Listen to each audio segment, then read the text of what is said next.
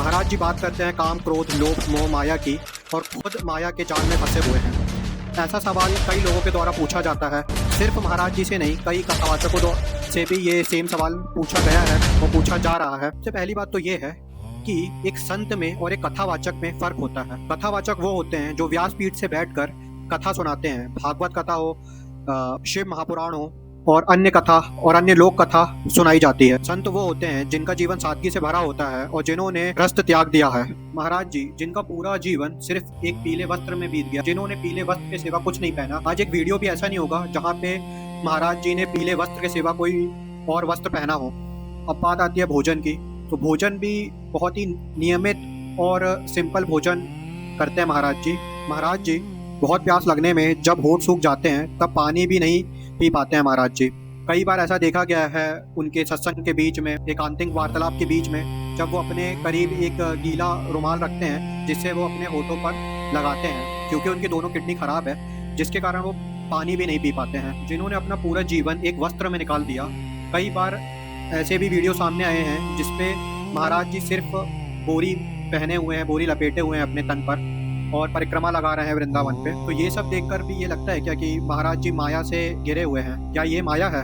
और आज अगर महाराज जी बड़ी गाड़ी से जा रहे हैं तो क्या गलत है? महाराज जी ने किसी से तो मांगा नहीं है। आज इतना कष्ट होने के बावजूद भी महाराज अपने लिए नहीं, अपने भक्तों के लिए सुबह 3 बजे पदयात्रा में निकलते हैं केली कुंज आश्रम के लिए, एकांतिक वार्तालाप करते हैं, सत्संग करते हैं, खुद के लिए नहीं, क्योंकि उन्होंने तो सब ग्रंथ पढ़े हुए हैं, उन्हें संपूर्ण ज्ञान है, वह अपने भक्तों के लिए करते हैं। आज जब हमें थोड़ा बुखार भी हो जाता है या थोड़ी तबीयत खराब हो जाती है तो हम चाहते हैं कि हम थोड़ा आराम करें, रेस्ट करें, और अक्सर हम काम से थोड़े दिन का रेस्ट ले लेते हैं, ऑफिस से छुट्टी ले लेते हैं, जो घर के काम है उससे आराम ले लेते हैं। आज उन्हें इतनी तकलीफ होते हुए भी चाहे तो वो आराम कर सकते हैं, उनके पास किसी चीज़ की कमी नहीं है, लेकिन वो अपने भक्तों के लिए आते हैं, सत्संग देते हैं, एकांतिक वार्तालाप करते हैं, भक्तों को उनके सवालों के जवाब मिल सके और भक्तों को कष्ट से लड़ने के लिए शक्ति मिले। महाराज जी अक्सर कहते हैं कि नाम जप करने से आपके कष्ट कम नहीं होंगे, लेकिन आपको उस कष्ट से लड़ने के लिए सामर्थ्य मिल जाएगी। और अगर महाराज जी को माया प्रिय होती तो वो इतने कष्ट में आकर अपने भक्तों के लिए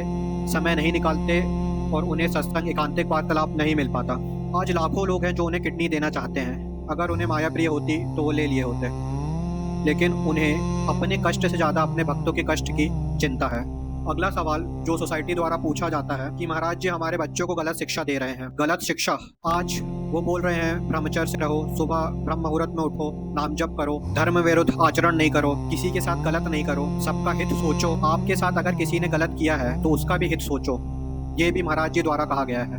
तो क्या ये सब गलत शिक्षा है? अगर ये गलत शिक्षा है तो हम ये गलत शिक्षा ही पाना चाहते हैं अपने महाराज जी से। आज तक एक वीडियो में भी महाराज जी ने ये नहीं कहा कि आप टोना टोटका करो या आप कुछ और करो या कोई कठिन या आपको बहुत ही कठिन कोई सा कर्म करने के लिए कहा गया है। महाराज जी ने सिर्फ ये कहा है कि 5 मिनट निकालकर नाम जप करिए। ये तो है नहीं कि पूरे दिन में 5 मिनट भी मिलना असंभव है। महाराज जी ने हमेशा कहा है कि अगर आप गृहस्थ आश्रम में हो तो आप अपने माता पिता की, अपने परिवार की सेवा करो भगवत भाव करके, वही आपकी सबसे बड़ी पूजा होगी और उसी के जरिए आपको भगवत प्राप्ति हो जाएगी। तो क्या ये गलत है? क्या ये कहना गलत है? महाराज जी द्वारा हमेशा कहा गया है कि भगवान से मत डरो, उनसे प्यार करो, अगर डरना है तो गलत कर्मों से डरो। भगवान कभी किसी का गलत नहीं सोचते हैं और ना गलत करते हैं, हमें अपने ही कर्मों की सजा मिलती है। आज ऐसे कई बच्चे हैं जिन्होंने सुसाइड तक का सोच लिए थे और जिसका मेन रीज़न भी हम सब जानते ही हैं कि वो ब्रह्मचर्य से नहीं रहते थे, हस्त मैथुन करते थे। उस स्टेट से भी बाहर निकालने में मदद महाराज जी ने की है। महाराज लाखों बच्चों को उस चीज़ से बाहर निकाला है और निकाल रहे हैं, और आज कई बच्चों को मरने से भी बचाया है अपने सत्संग द्वारा, अपनी एकांतिक वार्तालाप द्वारा। कई ऐसे सवाल हैं जो आज हमारे मन पर खड़े होते हैं और हम चाहते हैं कि उसका उत्तर हमें मिले, और हमें उसका उत्तर महाराज जी के एकांतिक वार्तालाप द्वारा मिला है। देखो, दूसरे हमेशा ये चाहते हैं कि कैसे ना कैसे करके इनको गिराया जाए, कैसे ना कैसे उनके भक्तों में जो इतना विश्वास है, जो इतना अटूट प्रेम है अपने महाराज जी के लिए, वो कम हो, और पूरे समाज में एक ऐसा मैसेज जाए कि देख लो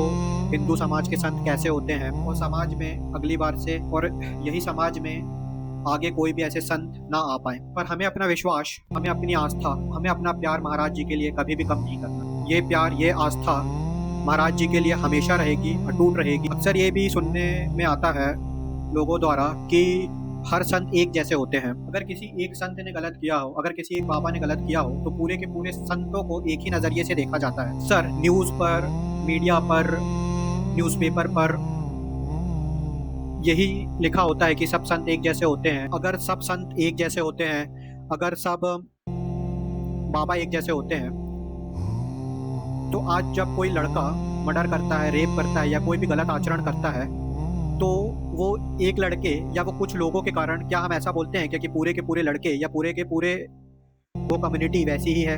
या जब कोई लड़की किसी के साथ गलत करती है, किसी का मर्डर करती है या कुछ भी गलत करती है, तो क्या हम ये बोलते हैं कि पूरी की पूरी लड़कियां ही एक जैसी होती हैं? नहीं, क्योंकि हमें पता है कि आज हमारे घर पर जो पूरे परिवार को एक साथ लेकर चल रहा है वह एक लड़की ही है, एक माँ ही है, एक बहन ही है। और आज जो पूरे परिवार का ध्यान रखा है जिसने, वह एक पिता ही है, वह एक भाई ही है। एक के कारण या कुछ लोगों के कारण पूरे के पूरे लोगों पर को जज करना या उनको एक जैसा कहना बहुत ही गलत है। तो आज एक संत के लिए ऐसा क्यों? आज इंडिया की पॉपुलेशन 147 करोड़ है, जिसमें संतों की पॉपुलेशन 50 लाख से भी ज़्यादा है। आज कितने संत ऐसे हैं वृंदावन पर, जो वृंदावन में सिर्फ कितने साल से परिक्रमा लगा रहे हैं? वृंदावन के आसपास कितने संत जो छोटी जगह पे रह रहे हैं, अपना जीवन यापन कर रहे हैं, अपना पूरा जीवन भगवान के लिए अर्पित कर दिया है। कबीरदास जी ने एक दोहा कहा था, गुरु गोविंद दोहु खड़े काके लागू पाए, बलिहारी गुरु आपने जिन गोविंद धियो बताए। इस दोहे में कबीरदास जी ने गुरु को भगवान के भी ऊपर की उपाधि दी है, क्योंकि अगर गुरु नहीं होते तो हमें भगवान के बारे में कौन बताता, हमें भगवान के बारे में कैसे पता चलता।